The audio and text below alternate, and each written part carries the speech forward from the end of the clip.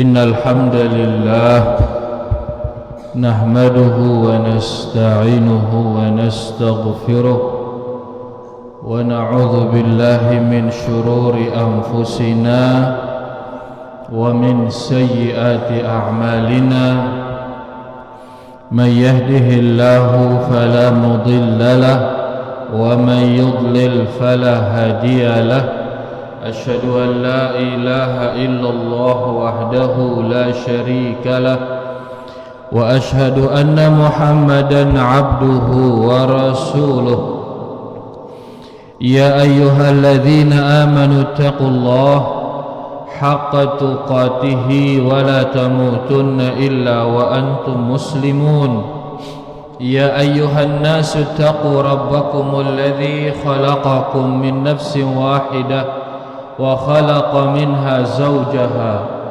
وبث منهما رجالا كثيرا ونساء واتقوا الله الذي تساءلون به والأرحام إن الله كان عليكم رقيبا يا أيها الذين آمنوا اتقوا الله وقولوا قولا سديدا يصلح لكم أعمالكم ويغفر لكم ذنوبكم ومن يطع الله ورسوله فقد فاز فوزا عظيما أما بعد فإن أصدق الحديث كتاب الله وخير الهدي هدي محمد صلى الله عليه وسلم وشر الأمور محدثاتها فإن كل محدثة بدعة وكل بدعة ضلالة وكل ضلالة في النار rahimani wa rahimakumullah.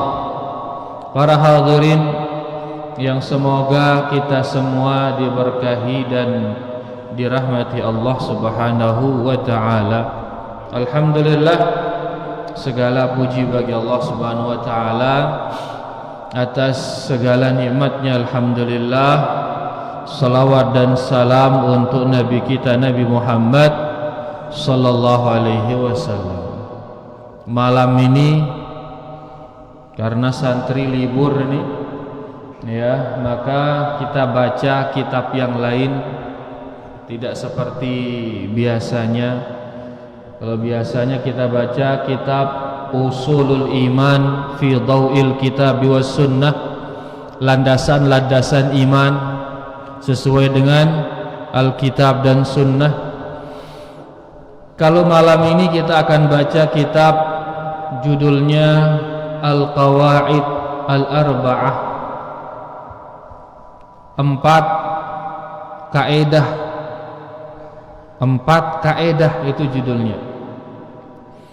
Buku yang singkat ini ditulis oleh Syekhul Islam Muhammad bin Abdul Wahhab rahimahullahu ta'ala.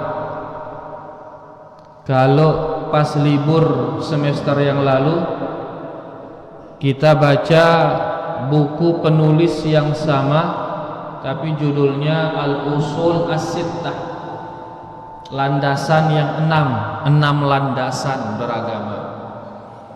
Namun makin kita akan baca buku judulnya Al-Qawaid Al-Arba'ah, 4 kaedah. Dan buku ini 4 kaedah ini 4 kaedah dalam memahami kesyirikan yang terjadi di zaman Rasulullah sallallahu alaihi wasallam. Ya, 4 kaedah ini tujuannya agar kita bisa memahami apa yang terjadi, kesyirikan yang terjadi di zaman Rasulullah sallallahu alaihi wasallam. Kemudian nanti di kaidah yang terakhir itu akan dibandingkan bagaimana kesyirikan zaman dahulu dengan kesyirikan yang ada di zaman kita ini. Nah, ini kita akan baca, mudah-mudahan bisa habis di masa libur ini insyaallah, dan mudah-mudahan kita bisa pahami isinya, dan mudah-mudahan nanti bisa menambah iman kita kepada Allah Subhanahu wa taala. Yang ambil edisi terjemahan ini agar memudahkan kita memahami buku ini langsung terjemahannya, maka kita butuh pembaca ini mikno Pak Merbot, kita butuh ada yang membaca matannya dan langsung terjemahannya. Ammar baca nanti ya.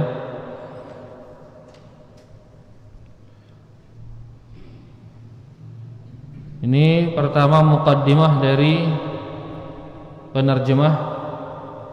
Beliau terjemahkan tahun 2015 oleh Abu Zur'ah At-Tibi. Ini dia matannya, matan dari Al-Qawaid Al-Arba'ah yang ditulis oleh Al-Allamah Muhammad bin Abdul Wahhab rahimahullahu ta'ala.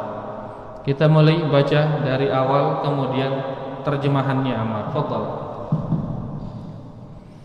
Bismillahirrahmanirrahim.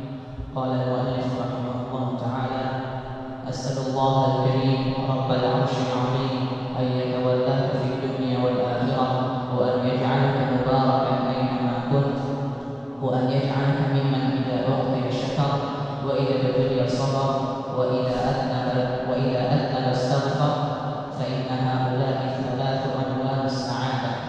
Artinya, aku memohon kepada Allah yang Maha Mulia, Rabb Arsy yang Agung, semoga Dia menjagamu di dunia dan di akhirat, dan menjadikanmu diberkahi dimanapun kamu berada, serta menjadikanmu termasuk golongan yang jika diberi bersyukur, jika dipuji bersabar, dan jika berbuat dosa beristighfar, karena tiga hal ini merupakan tanda kebahagiaan.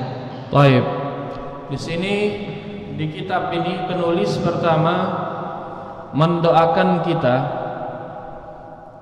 Penulis berdoa untuk kita para pembaca. Ini menunjukkan kebaikan penulis. Penulis ini orang yang sangat baik, orang yang sangat penyayang kepada kita. Doa yang itu ini. Ya, lagu dakan dengannya baiknya.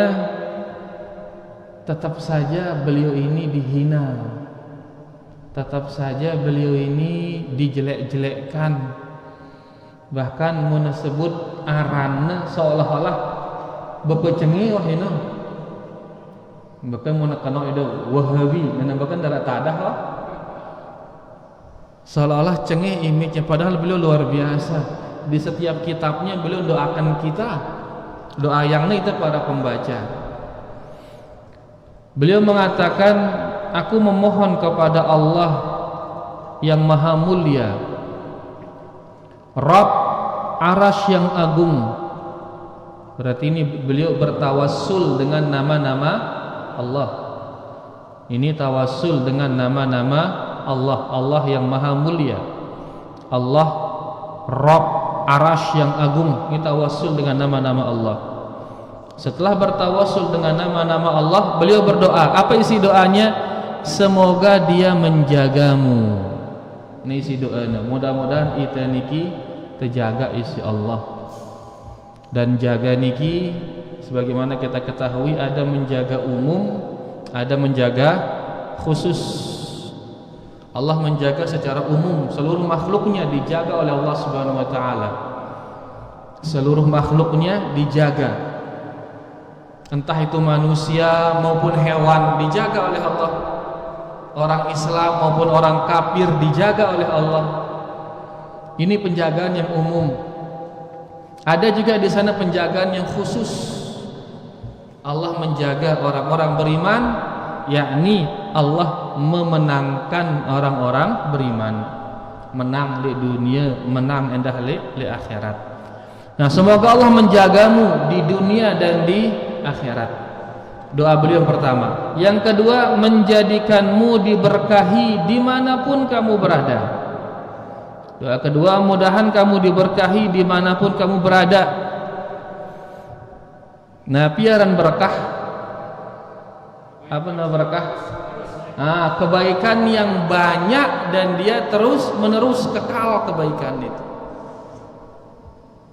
Angka ide mau berkahin hartanda maka harta ini akan banyak dan dia terus menerus ada, mendatangkan banyak kebaikan. Berarti itu harta yang berkah. Mun berkahin ilmu nda ngomong kuna, maka dia akan banyak dan terus menerus ada ilmu itu. Ya, ini berarti ilmu sida diberkahi oleh Allah Subhanahu wa taala. Contohnya Al-Imam An-Nawawi rahimahullahu taala, ilmunya diberkahi masyaallah. Angka lembe-lembe arak doang dengan nyebut aran Al-Imam An-Nawawi, kitab Arba'in Nawawiyah, kitab Riyadhus Shalihin. Di mana-mana banyak menyebar. Kemudian dalam waktu yang lama sekali.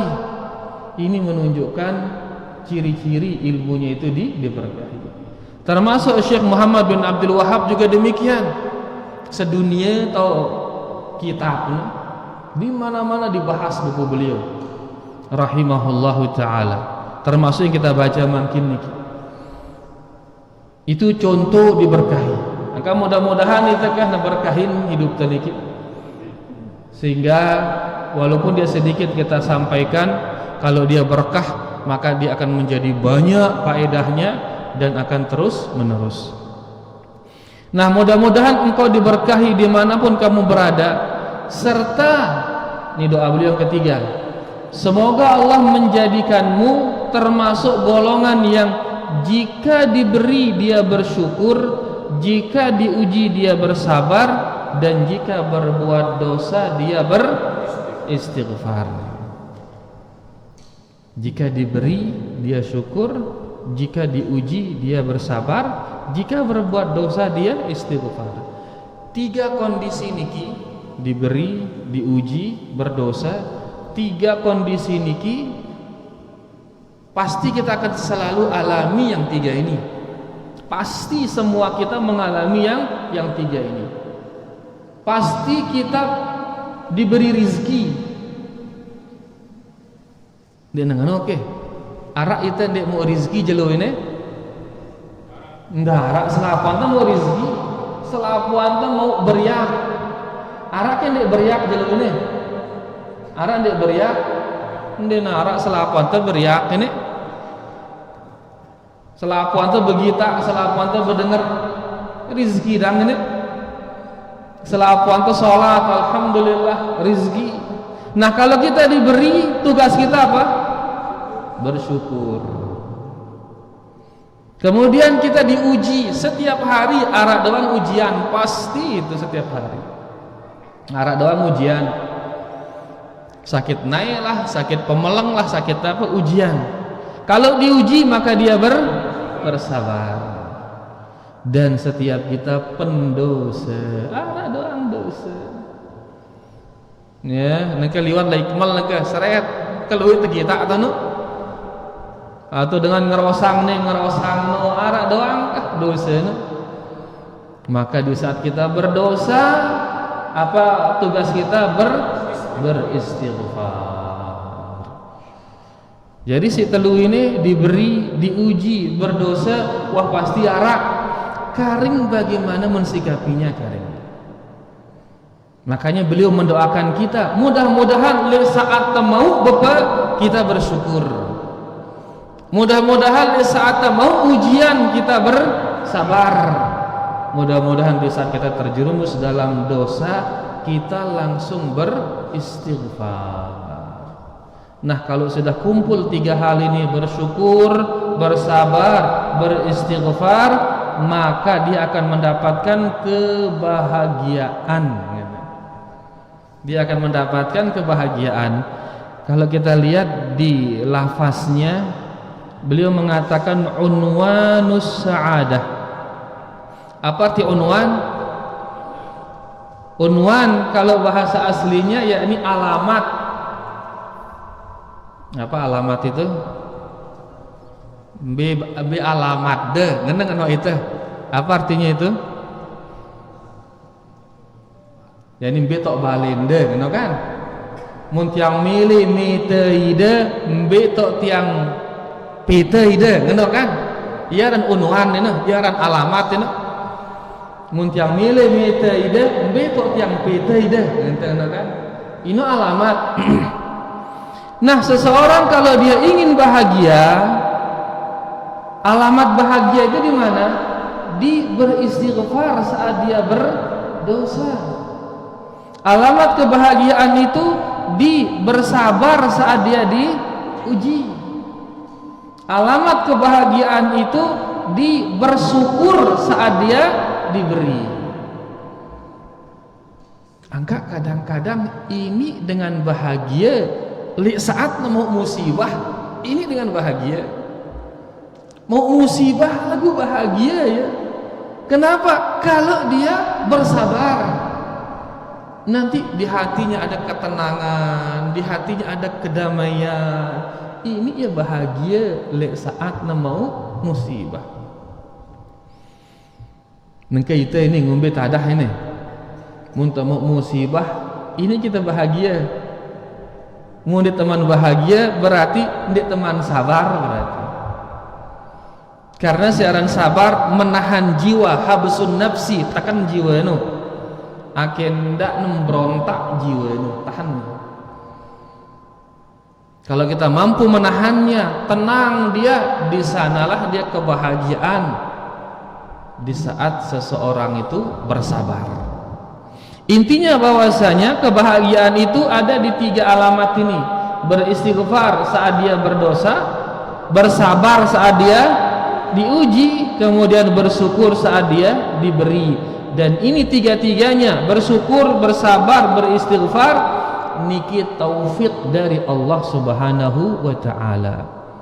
Dia tegen ini bersyukur, dia tegen ini bersabar, dia tegen ini beristighfar, melainkan setelah dapat taufik dari Allah. Makanya beliau mendoakan kita di sini, mudah-mudahan ya tidak termasuk orang yang dijadikan oleh Allah sebagai orang yang bersyukur saat dapat nikmat, bersabar saat mendapatkan musibah, dan beristighfar saat terjerumus ke dalam dosa. Dan itu adalah unwan, itu adalah alamat atau tanda-tanda dari kebahagiaan tersebut. Nah, beliau memulai bukunya dengan mendoakan kita, mudah-mudahan kita bisa mendapatkan ya apa yang beliau doakan tersebut. Lanjut Amar. Ya'lam arsyadakallahu li ta'atihi anna al-hanifiyyah millatu Ibrahim an ta'budallaha wahdahu mukhlishan lahu-d-din kama qala ta'ala wa ma khalaqatul jinna wal insa illa liya'budun. Ketahuilah, semoga Allah membimbingmu untuk mentaatinya, bahwa hanifiyah agama Ibrahim adalah kamu menyembah Allah semata dengan ikhlas dalam beragama, seperti yang difirmankannya, tidaklah aku menciptakan jin dan manusia melainkan agar mereka menyembahku. Baik. Di sini Malik yang doa yang kita ini lagi beliau mendoakan kita, i'lam, ketahuilah, arsyadakallahu li ta'atih, semoga Allah membimbingmu untuk mentaatinya. Doa yang itu Malik. Engkau baik jati beliau ini, baik. Ya, lagu marangkat ngone dikesankan beliau ini jahat, membunuh macam-macam, padahal beliau baik sekali orangnya. Ya, baik. Beliau mendoakan kita mudah-mudahan kita dibimbing oleh Allah dalam ketaatan. Kemudian beliau mengatakan bahwa hanifiyah, bahwasanya hanifiyah. Apa itu hanifiyah? Hanifiyah adalah kamu menyembah Allah semata dengan ikhlas. Ini hanifiyah. Bahwasanya hanifiyah adalah kamu menyembah Allah semata. Nabi kan menyembah Allah semata, hanya Allah yang disembah. Dan al-hanifiyah ini agama Ibrahim, mana? Agamanya Nabi Ibrahim. Dan ini sebenarnya agama seluruh nabi tentunya. Agama seluruh nabi dinisbatkan kepada Nabi Ibrahim karena beliau Abul Anbiya, bapaknya para nabi. Dan seluruh agama mengaku mengikuti Nabi Ibrahim, seluruh agama. Agama Yahudi ngaku nurut Nabi Ibrahim. Agama Nasrani ngaku ngikuti Nabi Ibrahim. Islam juga demikian. Lagu nanti kita buktikan yang namanya agama Nabi Ibrahim itu adalah kamu menyembah Allah semata, hanya Allah yang disembah. Itu agama Nabi Ibrahim. Nah, nanti dengan Nasrani ngaku agama Nabi Ibrahim, lagu pira sembahna, telu sembahna, yaitu mereka menyembah Allah, kemudian menyembah Nabi Isa dan menyembah malaikat Jibril. Ada di antara sekte mereka juga menyembah Maryam, ibunya Nabi Isa alaihissalam. Telu sembahna, padahal dia mengaku sebagai agama Nabi Ibrahim. Maka itu pengakuan palsu, itu dia nak kena. Karena yang namanya agama Nabi Ibrahim, dia menyembah hanya Allah semata. Demikian pula dengan orang Yahudi mengatakan Uzair anak Allah. Dia mengatakan Uzair anak Allah. Ya. Nah, agama Nabi Ibrahim tidak demikian. Agama Nabi Ibrahim mereka mengagungkan dan hanya beribadah kepada Allah Subhanahu wa taala. Maka nak kamu mengaku mengikuti Nabi Ibrahim, maka beribadahlah hanya kepada Allah Subhanahu wa taala semata. Nah, agama Nabi Ibrahim ini atau agama Nabi Ibrahim atau tauhid itu apa itu? Yaitu beribadah hanya kepada Allah sebagaimana dalam Al-Qur'an, tidaklah aku ciptakan jin dan manusia melainkan agar mereka menyembahku, kata Allah Subhanahu wa taala. Sahabat Ibnu Abbas menafsirkan liya'buduni, apa tafsirannya? Liyuwahiduni. Beliau menafsirkannya dengan mengatakan liyuwahiduni, liya'buduni yakni liyuwahiduni, agar mereka mengesahkan aku. Berarti ta arah itu le bumi ini nengke tujuan Nabi mengesahkan Allah, tauhid. Tujuan kita adalah tauhid, mengesahkan Allah Subhanahu wa taala. Apa itu tauhid? Yakni menyembah Allah semata. Tauhid menyembah Allah semata.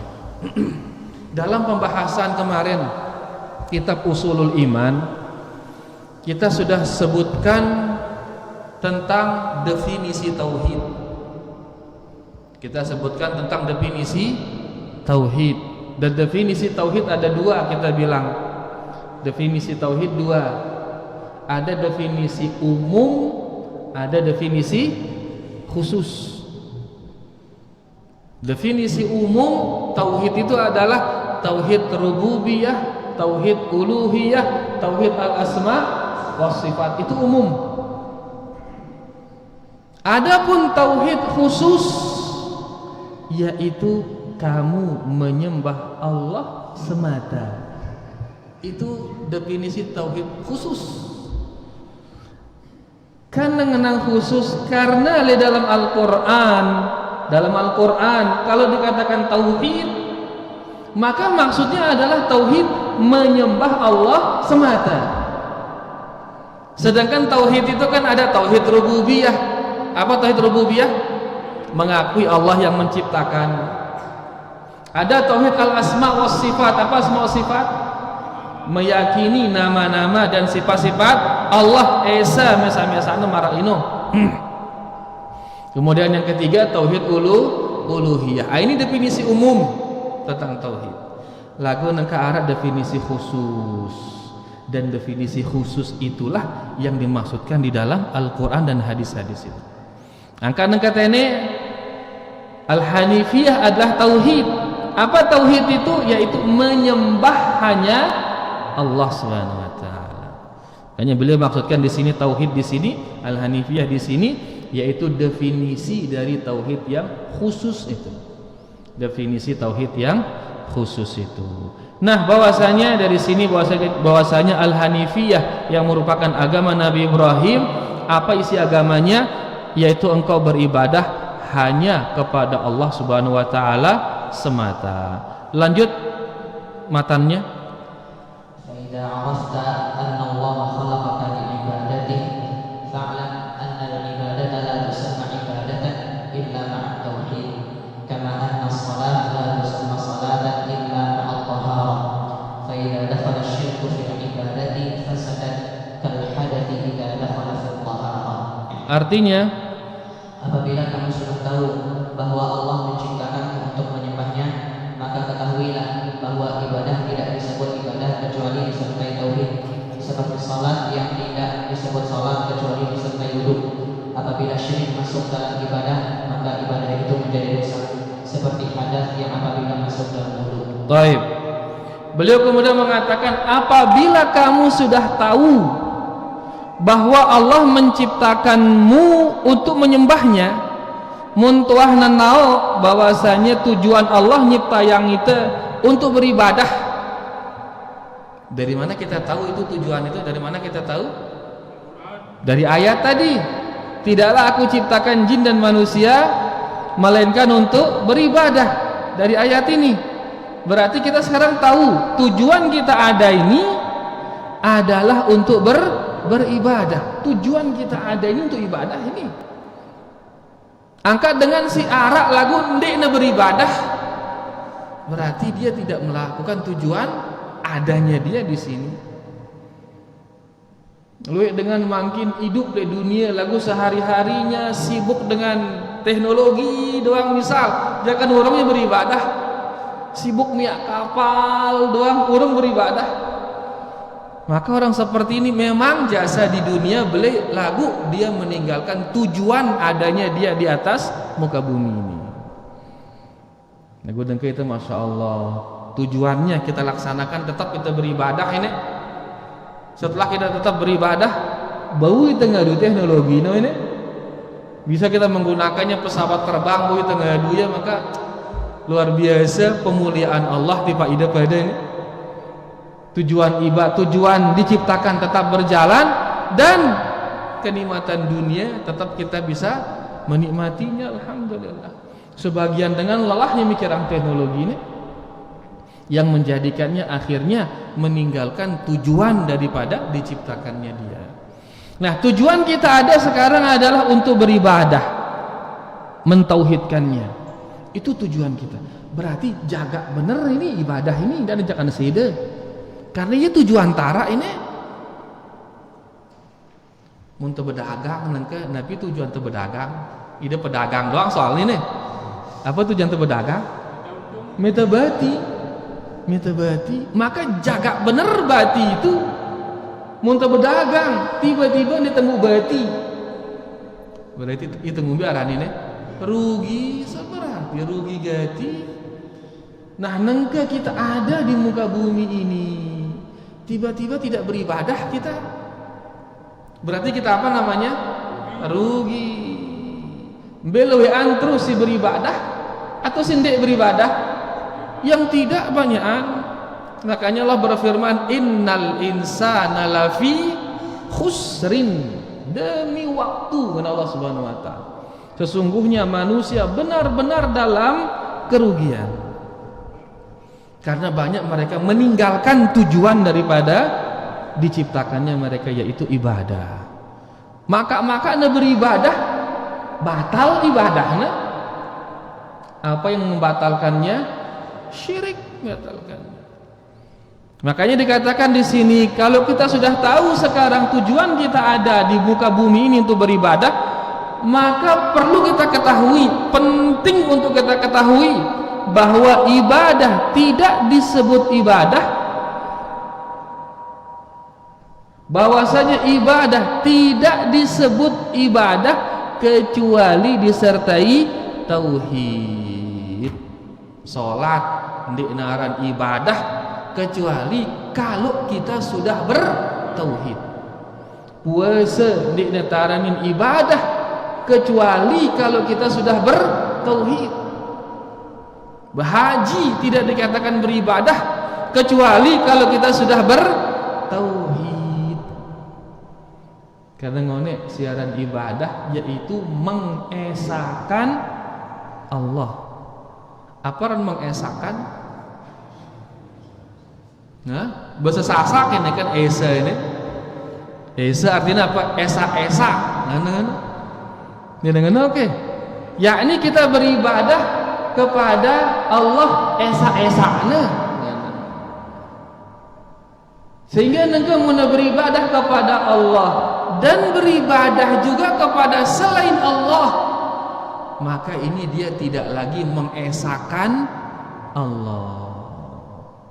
Mundikna mengesahkan Allah berarti apa? Rana syirik, karena syirik jadi.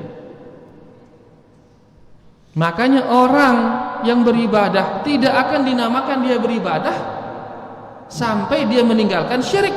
Mun masih gawe syirik, maka apa-apa si negawe no syirik doang jadi ini no. Kalau syirik berarti ibadahnya tidak diterima.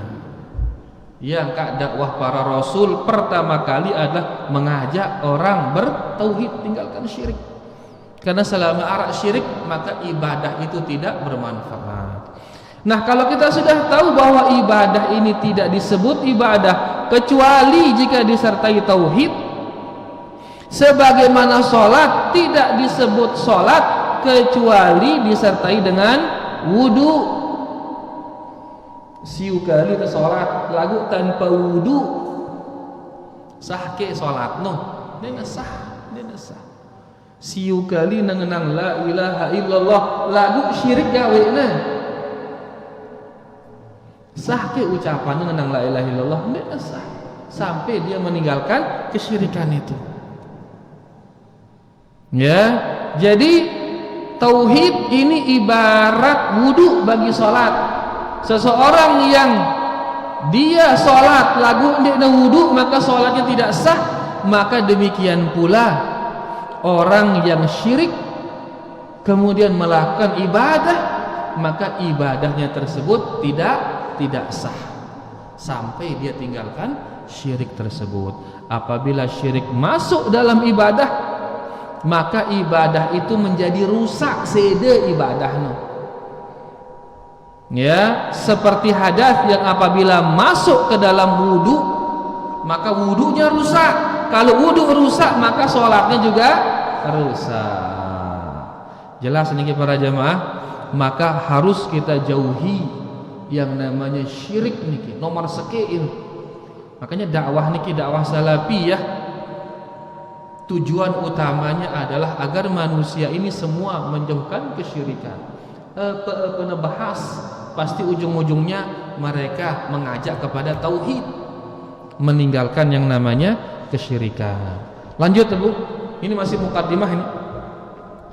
فإذا عرفت أن الشرك إذا خالط العبادة أفسدها وأحبط العمل وصار صاحبه من الخالدين في النار، عرفت أن أهم ما عليك معرفة ذلك لعل الله أن يخلصك من هذه الشبكة، وهي الشرك بالله الذي قال الله تعالى فيه: إن الله لا يغفر أن يشرك به ويغفر ما دون ذلك لمن يشاء، وذلك بمعرفة 4 قواعد ذكرها الله تعالى في كتابه.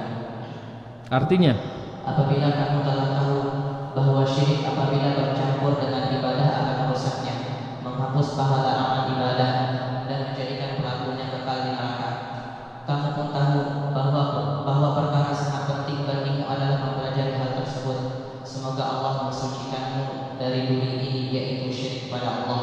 Allah Ta'ala berfirman tentangnya, sesungguhnya Allah tidak mengampuni kesyirikan dan mengampuni dosa yang lebih rendah darinya bagi siapa yang Dia kehendaki, yaitu dengan mempelajari 4 kaidah yang disebutkan Allah dalam kitabnya.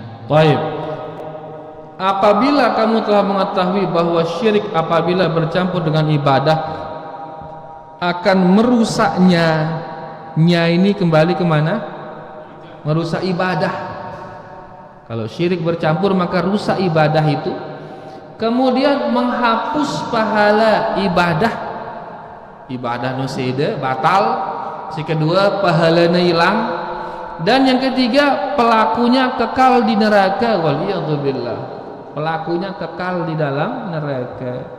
Simbaran kekal ini Kira-kira orang kekal ndara tutuna siu tahun liwat, sejuta tahun liwat, semiliar tahun liwat, kekal jarang. La ilaha illallah. Kalau kita sudah tahu itu bahaya syirik itu, maka kamu pun tahu bahwa perkara yang sangat penting bagimu adalah mempelajari hal tersebut. Mempelajari apa? Mempelajari syirik ini, supaya syirik ini tidak terjadi pada diri kita. Jadi perlu kita pelajari syirik ini agar jangan dia terjerumus ke kita. Karena mau kita tahu biaran syirik, bisa saja kita apa? Terjerumus ke dalam kesyirikan itu. Maka perlu kita pelajari dia. Nah, semoga Allah mensucikanmu dari duri ini, yaitu syirik kepada Allah. Allah Ta'ala berfirman, sesungguhnya Allah tidak mengampuni kesyirikan. Dan ulama kita mengatakan semua kesyirikan, kan syirik dua, syirik besar dan syirik kecil. Nah, di sini Allah tidak mengampuni kesyirikan.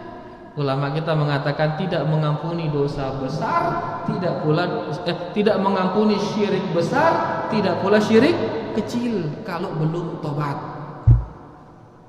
Lagu mun tuah tobat, mun benar-benar tobat, syirik besar diampuni, apalagi syirik kecil.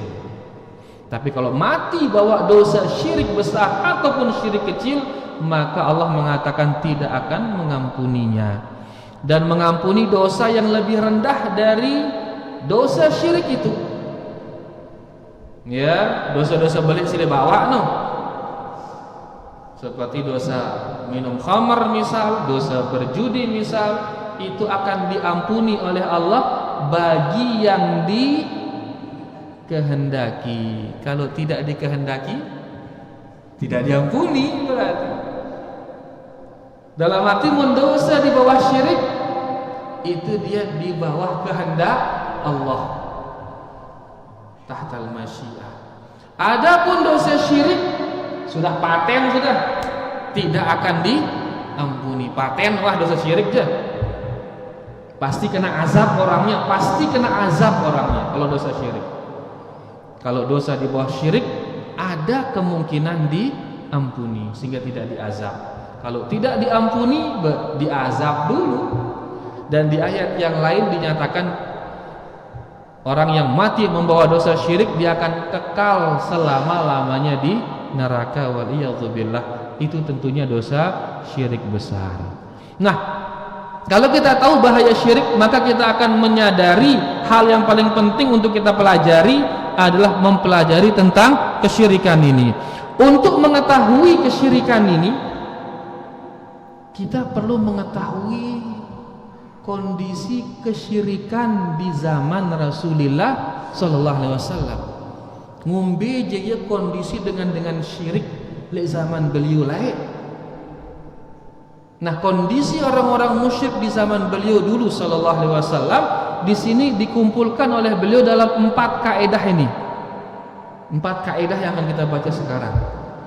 Di sini kaidah-kaidah yang menunjukkan ngumbe bentuk kesyirikan mereka dulu yang dinyatakan oleh Nabi SAW sebagai orang musyrik, sehingga kita nanti bisa memahami kondisi sekarang juga akhirnya. Ya kira-kira juga kesyirikan yang terjadi di zaman ini yang sama persis dengan apa yang terjadi di zaman Rasulullah sallallahu alaihi wasallam. Jadi 4 kaidah ini akan menggambarkan kepada kita bagaimana kesyirikan yang terjadi di zaman Rasulullah sallallahu alaihi wasallam. Baca lanjut dulu. Al-qaidatul ula an ta'lama anna al-kuffar alladziina qatalahum Rasulullah sallallahu alaihi wasallam muqirruna bi anna Allah ta'ala huwa al-khaliq al-mudabbir wa anna dhalika lam yadkhiluhum fil Islam. والدليل قوله تعالى قل من يرزقكم من السماء والأرض أمن يملك السمع والأبصار ومن يخرج الحي من الميت yukhrijul mayyita minal hayy wa man yudabbirul amr fasayaquluna Allah faqul afala tattaqun. Artinya, kaidah pertama, kamu meyakini bahwa orang-orang kafir yang diperangi Rasulullah sallallahu alaihi wasallam mengakui bahwa Allah Ta'ala adalah pencipta, pengatur, tetapi hal itu tidak lantas memasukkan mereka ke dalam Islam.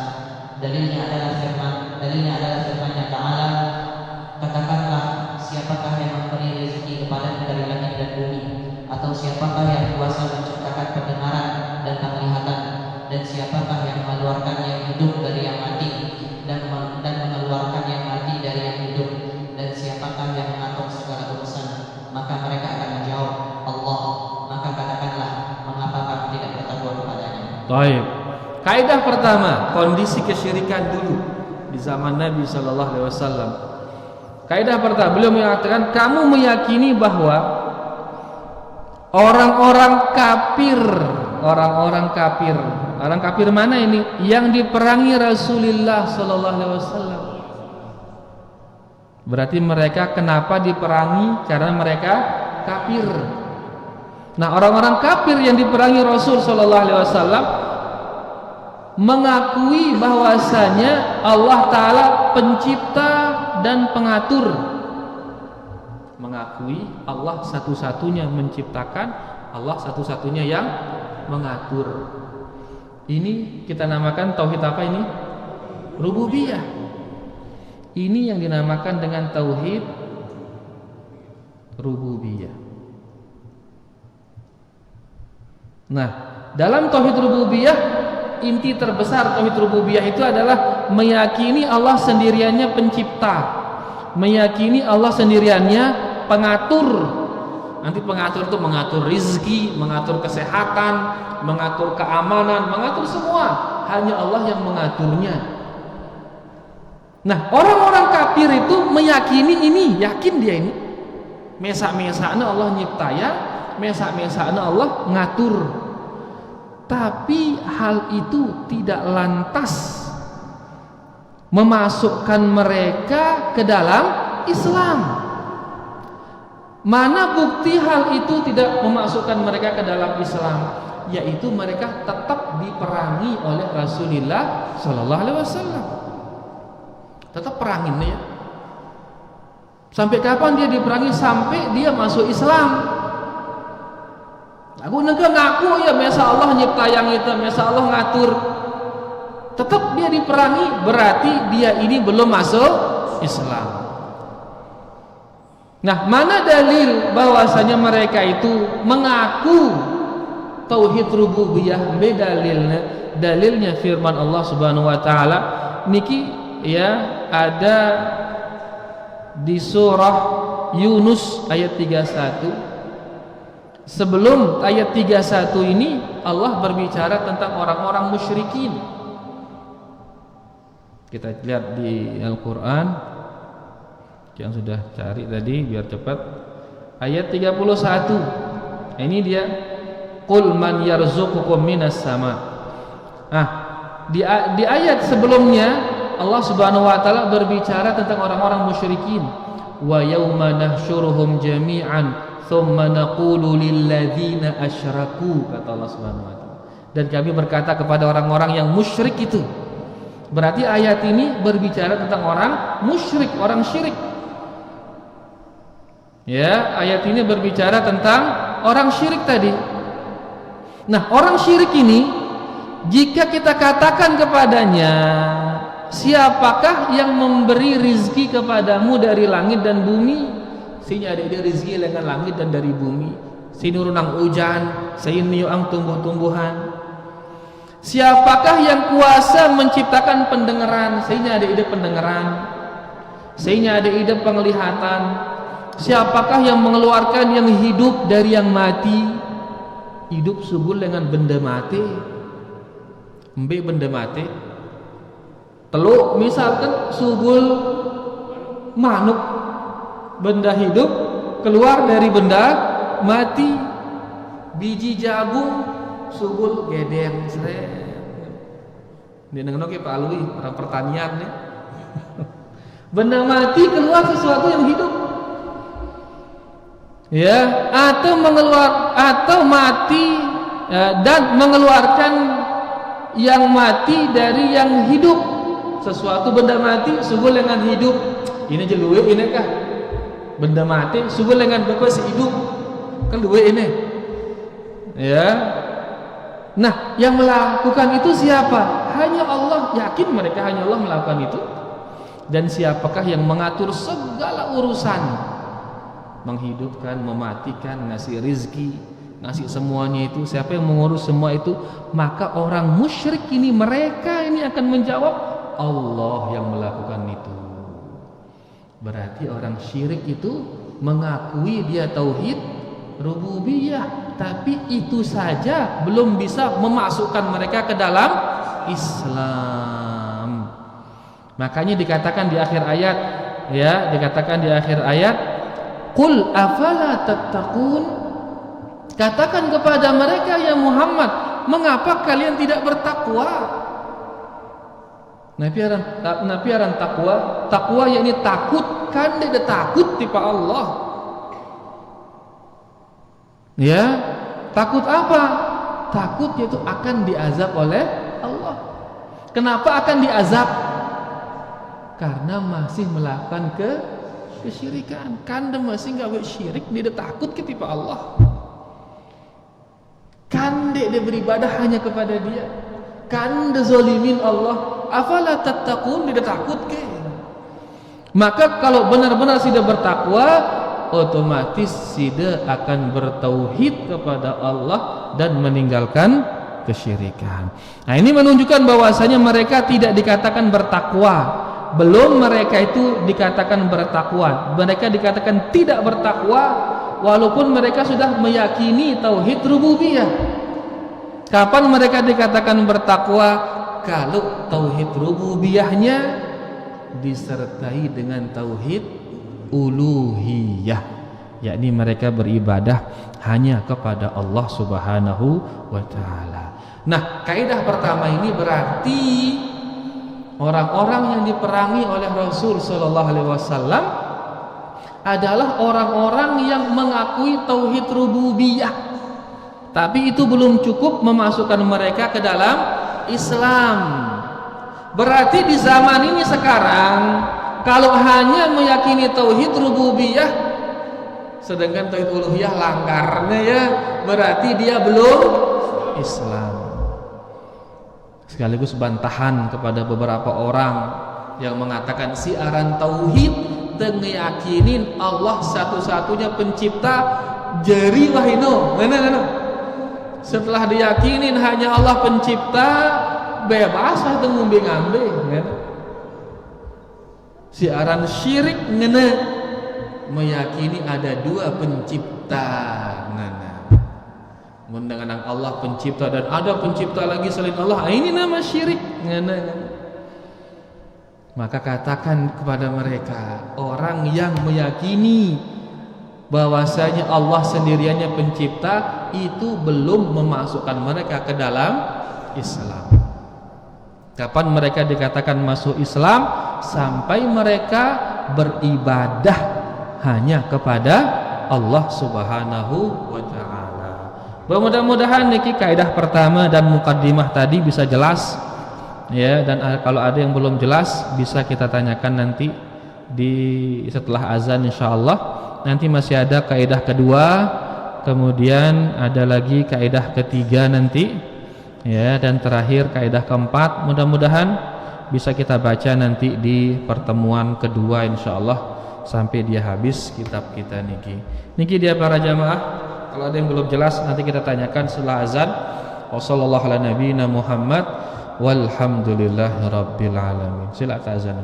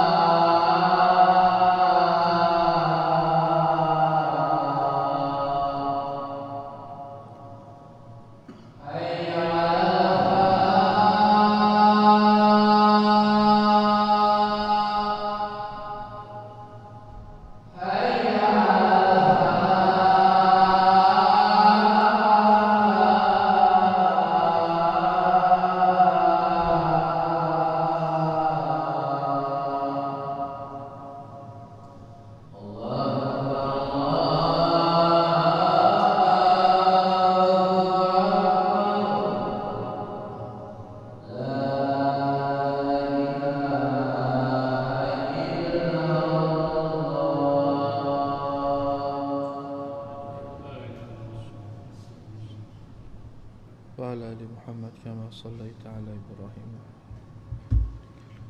وعلى آل محمد كما باركت على إبراهيم وعلى آل إبراهيم. اللهم رب هذه الدعوة التامة والصلاة القائمة فضيلة وعز مقام محمود عليه. Arak ke sini majalah kerja. Nggih, sila begitu.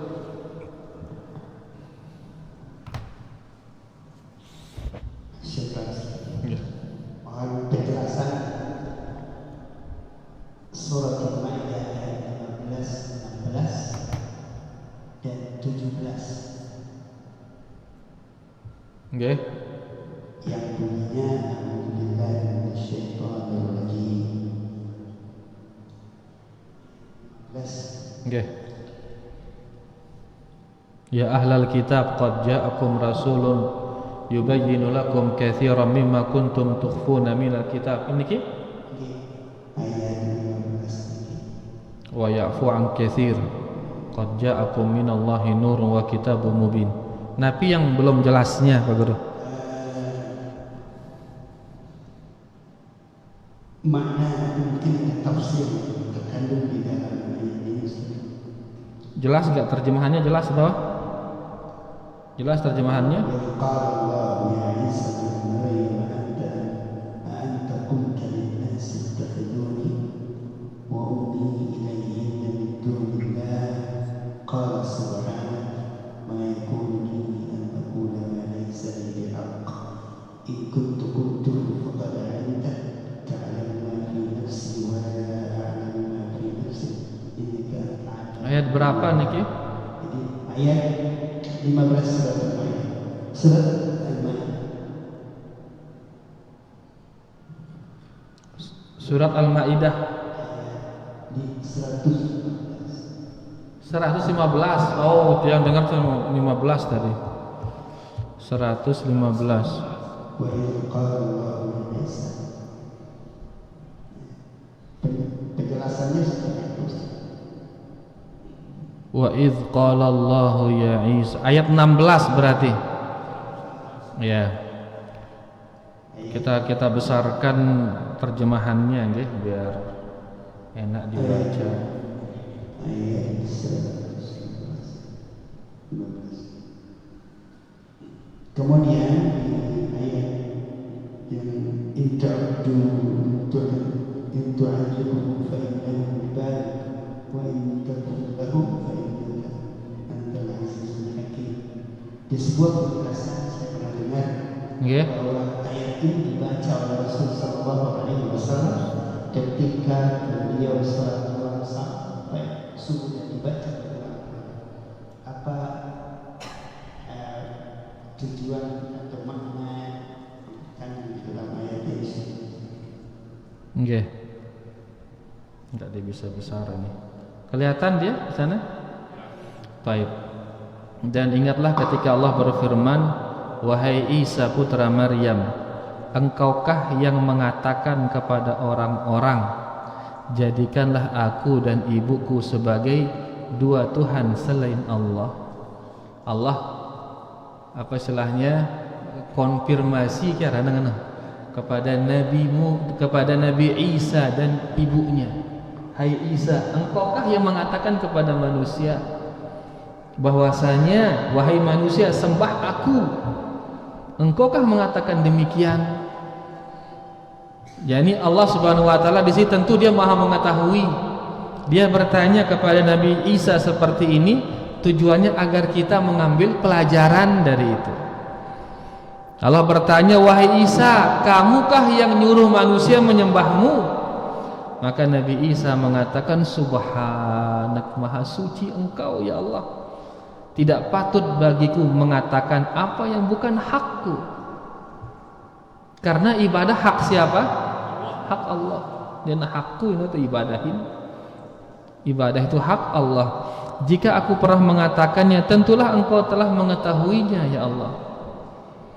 Engkau mengetahui apa yang ada pada diriku dan aku tidak mengetahui apa yang ada pada dirimu.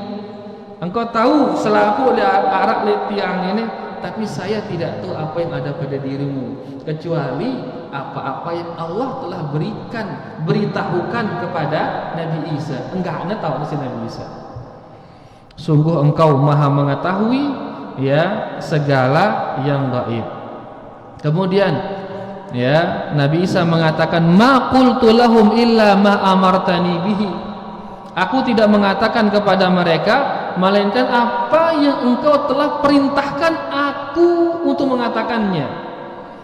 Apa itu perintah yang Allah suruh Nabi Isa mengatakan kepada manusia, yaitu sembahlah Allah semata, Tuhanku dan Tuhanmu, yakni Tuhannya Nabi Isa dan Tuhan kalian. Yang menciptakan Nabi Isa dan yang menciptakan kalian semua, dialah sembah. Ya, aku menjadi saksi terhadap mereka selama aku berada di tengah-tengah mereka. Pasti yang hidup di sekitaran mereka, saya menjadi saksi, saya lihat perbuatan mereka ya Allah. Tapi di saat engkau mewafatkanku ya Allah, di saat engkau mengangkatku ya Allah, ya maka engkaulah yang mengawasi mereka. Tauhid rububiyah. Ya, dan engkaulah yang maha menyaksikan atas segala sesuatu. Lanjut ayat berikutnya yang ke-17 berarti atau 18, jika engkau menyiksa mereka ya Allah, maka sesungguhnya mereka adalah hamba-hambamu. Ini siksa itu bukan itu hamba Allah, ini semilih-milihnya Allah ngombe-ngambe itu. Karena memang kita hamba Allah, nekumbe kambe itu terserah Allah Subhanahu wa taala. Dan jika engkau mengampuni mereka, mereka itu khata, suka berbuat salah. Tapi jika engkau mengampuni mereka, sesungguhnya engkaulah yang maha perkasa. Munah milih Allah ngampuni nita ndek narak bau nolak ya. Allah ngenang saya ampuni dia, selesai wah. Ndek narak ngenang ndak ampunin ya Allah ndarak gua ngenang itu. Karena Allah maha perkasa. Angka dakakna seluwe-luwe salah ta para jamaah ngendeng surga tipe Allah. Karena Allah kalau sudah bilang saya masukkan dia ke surga Firdaus, selesai lah, darah bunuh lah ya. Karena Allah maha perkasa, aziz. Ya, kemudian tapi ingat dan juga Allah maha bijaksana. Apa bijaksana itu? Meletakkan sesuatu tepat pada tempatnya, sehingga muna azab suku manusia, maka memang pantas manusia itu dia mendapatkan azab. Karena Allah tidak zalim. Allah itu hakim, maha bijaksana. Yang bikin zalimin itu Allah Subhanahu wa taala. Maka seseorang kalau dia dihukum, itulah kebijaksanaan Allah. Kalau seseorang itu dihukum, maka itu kebijaksanaan Allah. Tapi kalau orang itu diampuni oleh Allah, maka inilah dia kasih sayang Allah Subhanahu wa taala kepada kita. Kira-kira beluan salah te atau pahalan teluian ini? Salah luian ini. Karena muntah ngenang ibadah teh ini, piralu ibadah teh ini.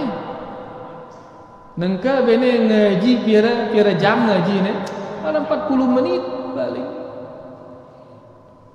Itu ibadah kita kepada Allah. Terus nikmat silengan Allah pira luian. Nih bilang detik zaman nikmat. Angka untuk bayar nikmat ini saja, ibadah ini belum bisa. Angka enak hukum kita gara-gara nikmat ini selesai lah. Karena saking luwe nikmat ini tidak bisa dibayar oleh ibadah itu. Ya, angka intinya luwean salah ini. Sehingga kalau kita diampuni temang nih ketipak surga, maka itu benar-benar rahmat dari Allah Subhanahu wa taala. Kurang lebih gini Pak Guru, wallahu taala. Silakan. Mic-nya biar jelas.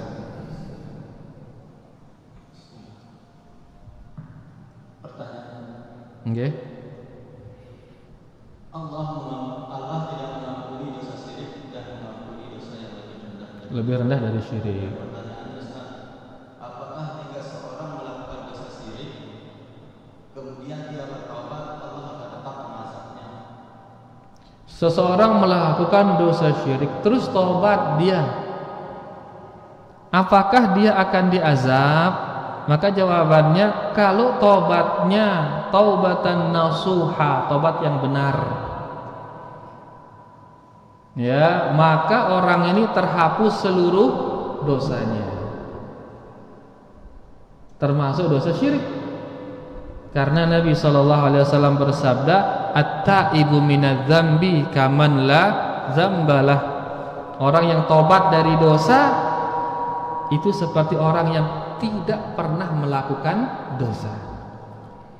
Tobat dari dosa syirik, maka seperti orang yang tidak pernah melakukan kesyirikan.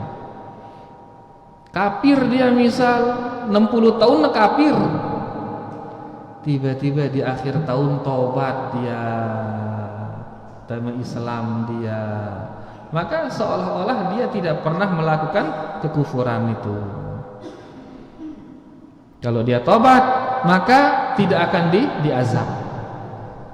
Yang jadi masalah tadi, kalau dia mati dan dia belum tobat dari dosa syirik, orang seperti ini pasti dia diazab. Kan terani ngenang pasti dia diazab, karena Allah mengatakan demikian. Innallaha la yaghfiru ayyushraka bi. Allah tidak akan mengampuni dosa syirik. Berarti kalau dia mati membawa dosa syirik, pasti dia diazab. Dan di sini syirik besar dan syirik kecil. Angka syirik kecil jangan diremehkan. Kalau masih kita bawa dia sampai mati, maka tetap diazab. Wa yaghfiru ma duna dzalika liman yasha, dan Allah akan mengampuni dosa di bawah syirik. Apa dosa di bawah syirik? Ya, seperti mencuri, berzina, berjudi, riba dan lain sebagainya. Bisa terampuni liman yasha, bagi siapa yang dia kehendaki. Tapi kalau dia tidak dikehendaki, tetap dia azab, tetap dia mendapatkan azab. Cuman kalau dosa syirik azabnya kekal. Kalau di bawah syirik azabnya tidak kekal. Jelas tidak? Jadi mau tobat, maka seolah-olah dia tidak pernah melakukan dosa kalau dia bertobat, entah syirik kecil maupun syirik besar. Jelas ya? Wallahu ta'ala a'lam. Ya, silakan.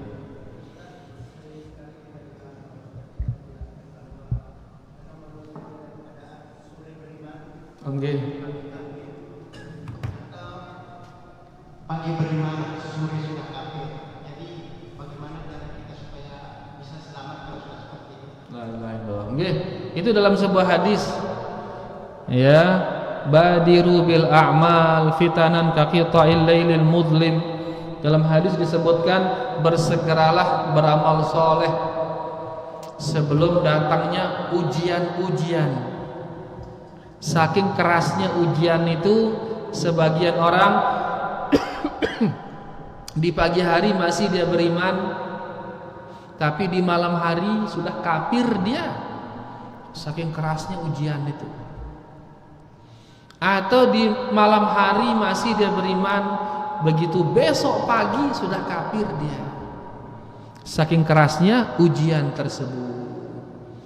Ya, apa ujian itu? Mereka menjual agamanya dengan secuil dunia.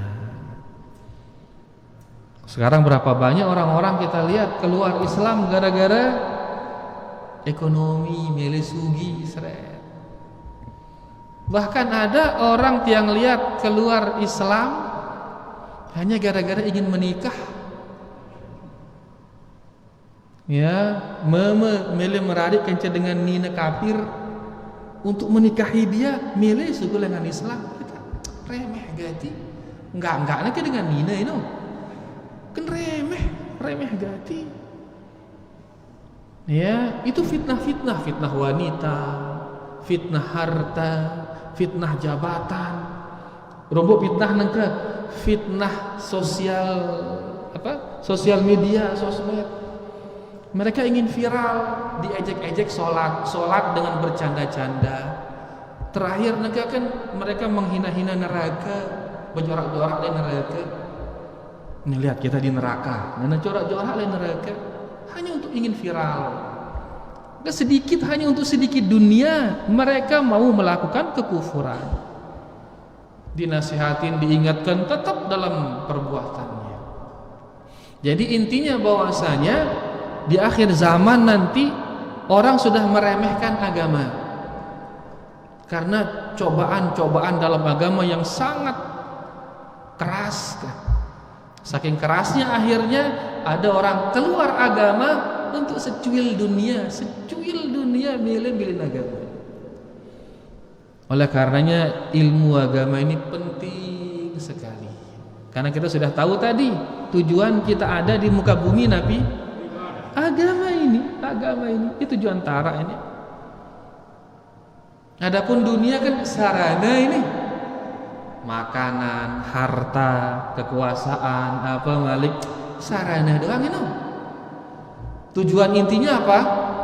Agama tadi. Maka mumpung ngambil sarana nokah, ndak jangan tujuan utama no terbengkalai.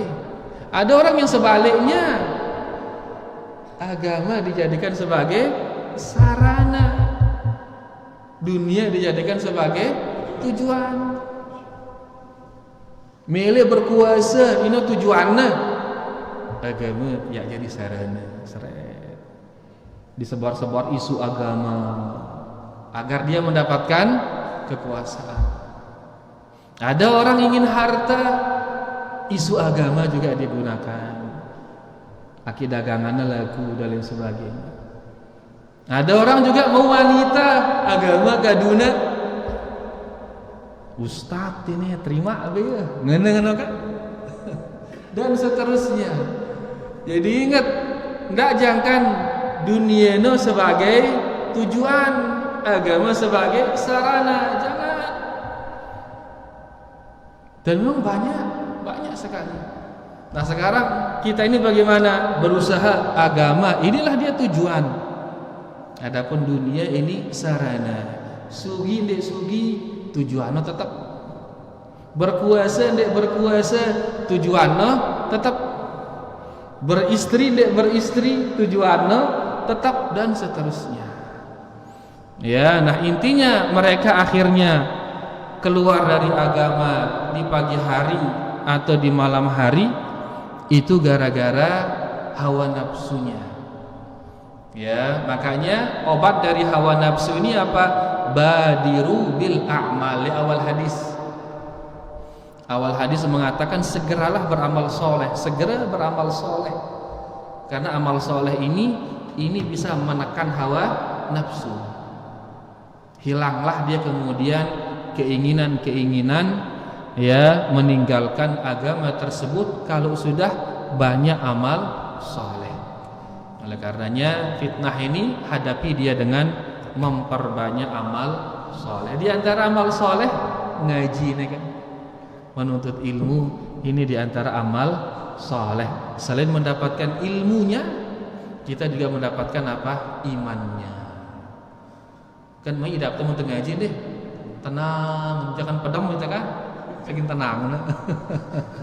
Alhamdulillah. Ya ini dapat kita ilmunya, dapat pula kita imannya, insya Allah.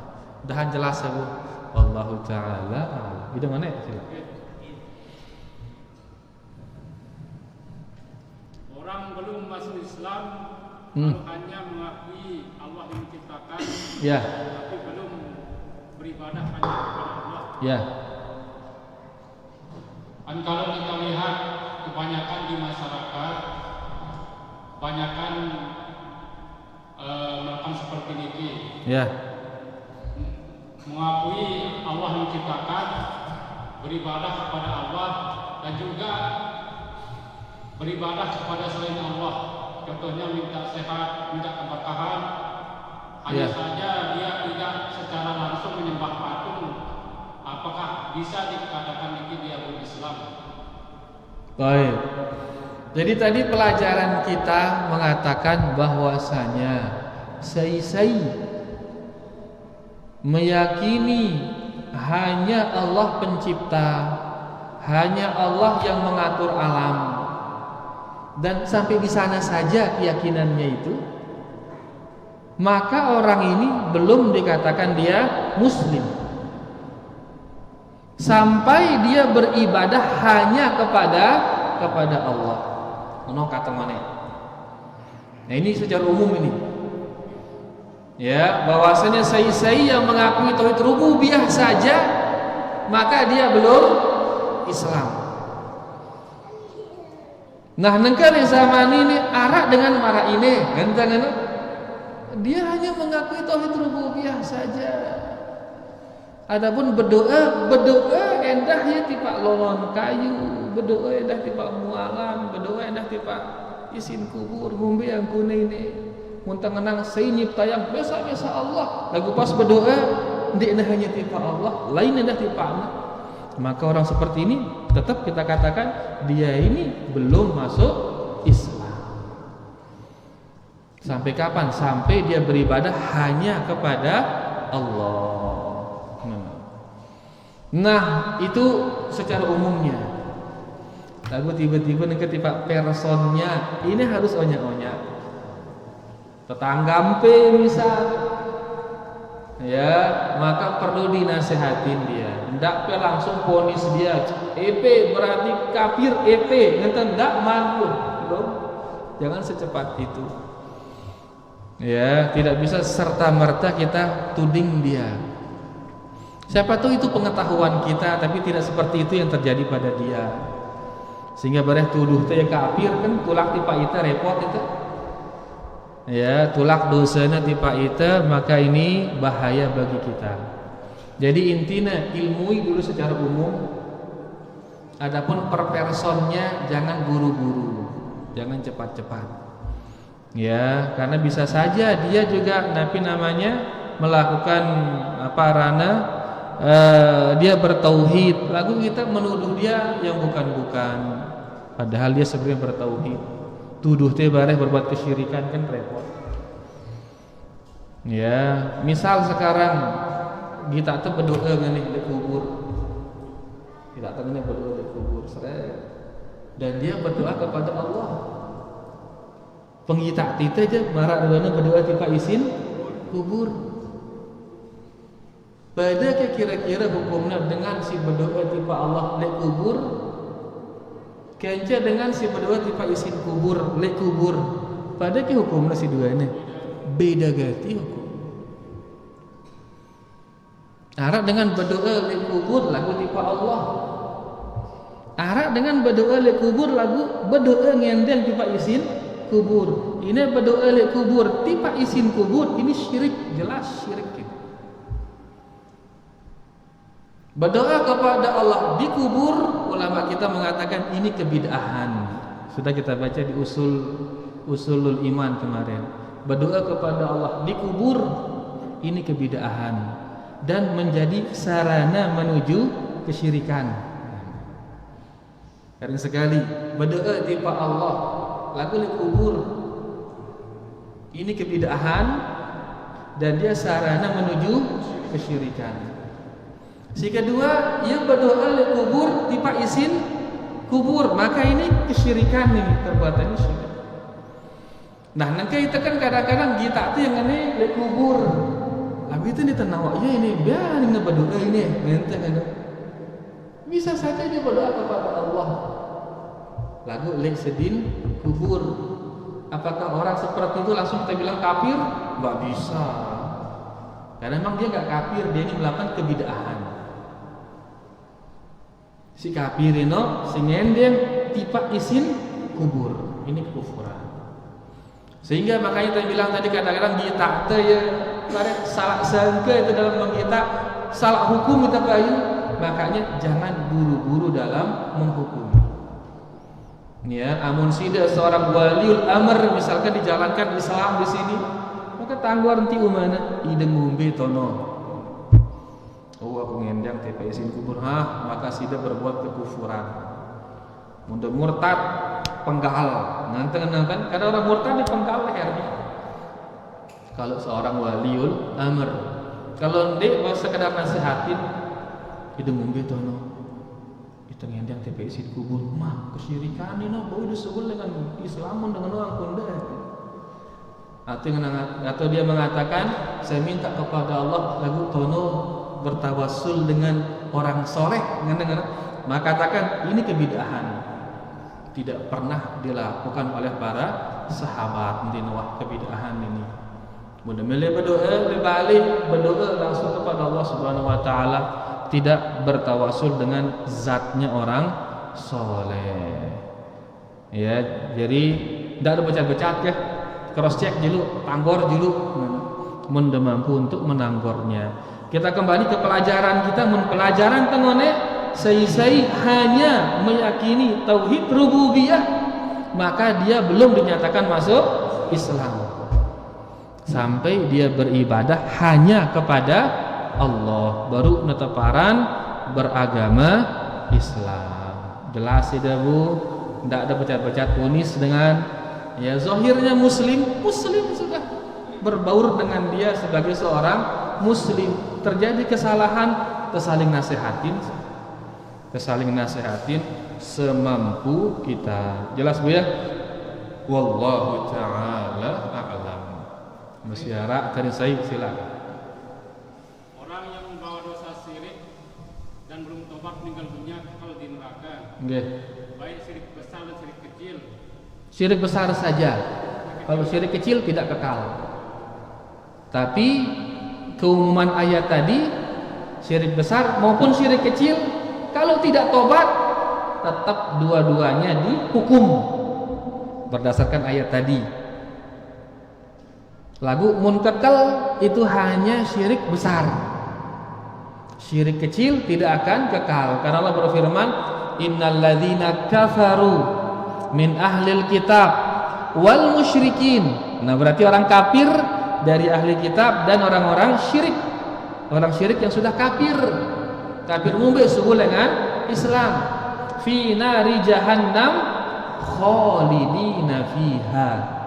Dia akan di neraka jahanam, mereka akan kekal selama-lamanya. Ulaika hum syarrul bariyah, dan mereka itulah seburuk-buruk makhluk. Kita seburuk-buruk makhluk. Orang yang kafir kepada Allah Subhanahu wa taala.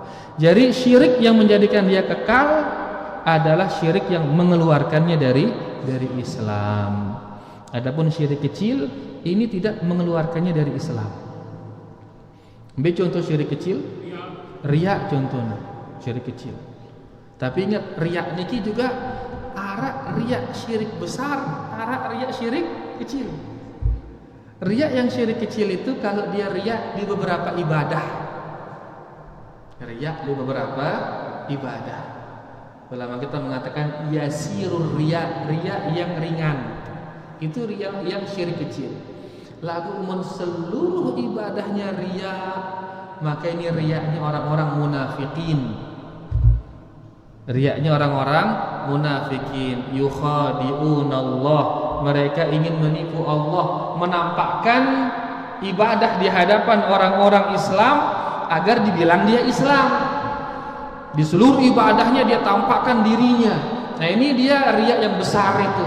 Riya seperti ini adalah syirik besar ini, yang bisa menjadikannya keluar dari Islam. Riya yang kecil, riya yang sedikit itulah yang dia syirik kecil, dan dia kalau enggak tobat tetap dia mendapatkan hukuman, tapi pelakunya tidak kekal di neraka.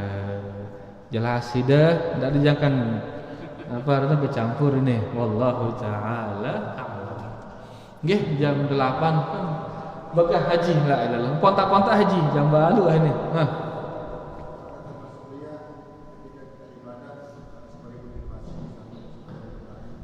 Kenapa ulang?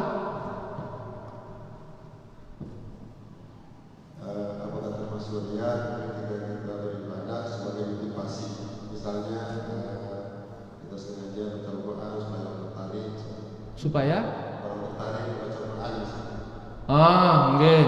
Baca itu Quran akeh dengan tertarik baca Quran. Riya kino, ndek riya ini aja. Justru bagus. Sebagaimana di zaman Nabi sallallahu alaihi wasallam ada yang bersedekah ngadu segenggam makanan, dilihat oleh yang lain, ikut yang lain terus bersedekah. Maka ini memotivasi yang lain, tidak mengapa. Si riya niki ia beribadah akhirnya ta'ajum isi manusia. Ini tujuannya mendapatkan pujian dari manusia. Yaitu tujuannya orang yang riya itu. Tapi kalau justru memotivasi orang, bagus justru ini. Maka dakwah nano masih ini motivasi dengan ini. Mia dengan akhirnya semangat bertauhid, mia dengan semangat sholat, semangat bersunnah. Tidak mengapa. Itu berarti berdakwah dengan perbuatan itu. Ya, berdakwah dengan perbuatan, dia tidak termasuk riya. Jelas ya? Allah. Terakhir ini kan. Tutup jawab ini kerja.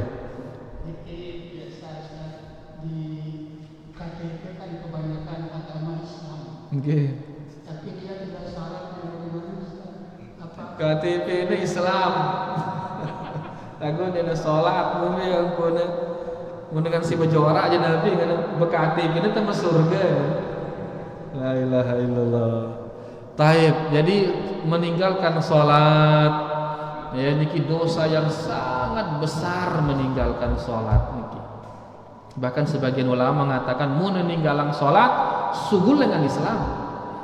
Sebagian ulama mengatakan sugul dengan Islam saking belikna dosa dengan sininggalan salat berdasarkan hadis al-ahdu alladzi bainana wa bainahumus shalah faman tarakaha faqad kafar. Seisi ninggalan salat maka dia telah kufur. Walaupun di sini dikatakan faman tarakaha, barang siapa meninggalkan salat, ya ini secara keseluruhan salatmu. Secara keseluruhan sholat dia tinggalkan, maka dia keluar dari Islam. Namun sesekali dua kali aja dosa beli ini dia dijakan sugul dengan Islam. Tapi mayoritas ulama mengatakan tidak, dia tidak kafir, tapi dia telah melakukan dosa yang sangat besar. Ya, lantaran meninggalkan sholat. Jadi meninggalkan sholat dia neman masih. Ya, sampai dia menyatakan dirinya keluar dari Islam atau dia melakukan pembatal keislaman.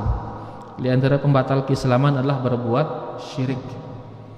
Ya, di antara pembatal keislaman adalah berbuat syirik, berarti menenggawi syirik, maka dia keluar dari Islam. Daka li KTP-nya bertuliskan Islam.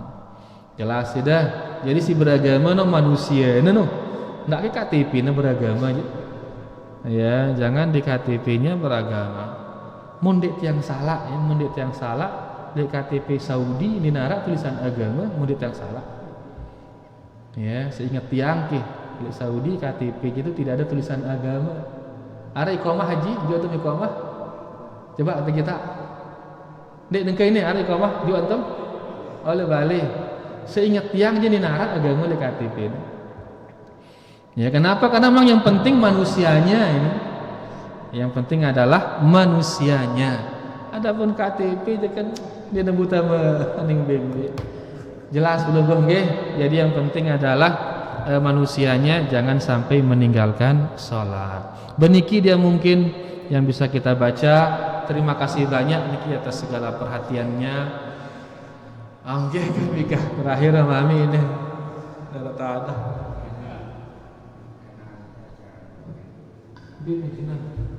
Apa? Kode sama mami. Coba nih. Kan makin baru kenalkan apa? Tauhid rububiyah.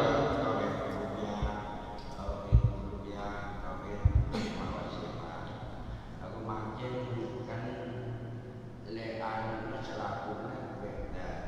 Tahu kan juga untung teimanin dan dia Namalah lagu cara sekian kita melihat topik yang warna tegak, warna pendek, arah tani bukan lagi, guna dosa kita atau Islam kita. Lihat tauhid rububiyahnya lali apa tauhid uluhiyah? Uluhiyahnya lali. Kadang-kadang kalau syirik kita no. La ilaha illallah. Tauhid uluhiyah no lali itu. Kadang-kadang kami syirik kita mungkin guna ulah kita tobat ulah gedi tobat. karena gawe kesalahan lek tauhid uluhiyah, berarti kita jatuh ke dalam kesyirikan. Ngendek tipak isin kubur sesekali, mana tak akan enggak sekali batal seluruhnya batal. Pada marah makin itu wudu nih, kita wudu satu sekali wudu, malik wudu doang satu sekali itu wudu, terus nentut itu sekali satu sekali itu wudu, terus nentut sekali jarak wudu, masih sakit wudu kira-kira jarak ya sah wudu, jarak ya sah wudu. Begitu nentut sekali wudu si satu sekali itu batal langsung. Tauhid uluhiyah juga demikian. Sekali tenggawe syirik batal seluruhnya itu. Sekali gawe syirik batal seluruhnya, maka harus segera bertaubat. Harus segera taubat, ngedeng maaf kepada Allah Subhanahu wa taala. Ya, jadi dia memang kena tauhid sampai ke taubat dari syirik uluhiyah tadi. Taubat dalam hati ngube penyesal gawe dia, nyesal aku ngedeng kepada isi kubur itu gitu. Karena kesyirikan ternyata. Kemudian tinggalkan dan malik ngedeng kepada isi kubur, dan malik ngedeng. Sehingga telu berjanji ngedeng ngedeng malik. Kalau sudah ada yang tiga ini berarti dia taubat dari syirik uluhiyah. Baru kemudian kena tauhid. Baru kemudian sah sholat, sah puasa, sah hajina. Mun masih gawe syirik uluhiyah berarti dia neman bertauhid. Dia neman bertauhid berarti dia sah ibadah sekali. Maka perlu taubat nih. Ya, perlu taubat. Jelas nih para jamaah, si siara syirik-syirik no masih bebadong no. Bebadong kan ada. Termasuk syirik uluhiyah ini bebadong ini. Ya, si masih arah senggegerna, semerikna, siapa balik? Hah? Senggeger, dengan geger, semeriknya dan gedak. Sembegik nanti sakit malik, ada yang sakit nih. Sembegik saud selaku. Ya? Sengasih. Sengasih. Oke, teman. Sengasih. Ngasih beri itu. Sengasih, oke. Merasa geger. Masih hal seperti itu saud nih. Karena ini termasuk syirik di dalam uluhiyah tersebut. Tawakal kepada hal-hal tadi. Syirik uluhiyah menjadikan keluar dari Islam. Jelas nih, harus segera taubatan nih. Di Mesir orang mentang terbalik begini nih. Senggeger, penelan, siapa karena besan saut. Dan ini menghalangi tauhid kita. Baik niki para jamaah, terima kasih banyak atas segala perhatiannya. Kurang lebihnya tiang minta maaf. Wallahu ta'ala a'la wa a'lam. Kita tutup dengan doa kafaratul majlis. Subhanakallahumma rabbana bihamdika asyhadu an la ilaha illa anta astaghfiruka wa atubu ilaik. Wassalamualaikum warahmatullahi wabarakatuh.